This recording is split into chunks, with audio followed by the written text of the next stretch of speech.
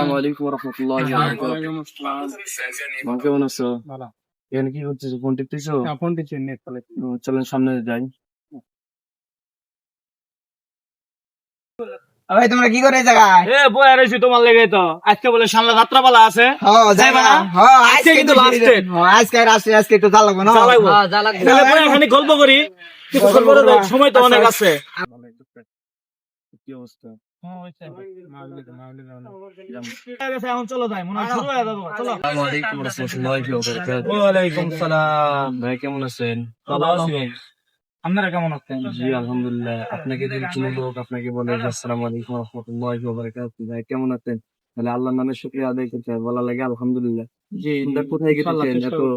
তিন বন্ধু মিলে আমরা তো চিন্তা ভাবনা করছি 3 বন্ধু মিলে আজকে যাত্রাপালা হইতেছে শানলা, ওই জায়গায় তো আজকে লাস্ট ডেট, অনেক আকর্ষণ আছে, তাই বললাম যে একটু যাই দেখে আসি। আমরা মুসলমানের সন্তানের যাত্রা দেখবেন, আমাদের সামনে একটা মাহফিল, চলেন মাহফিলে যাই।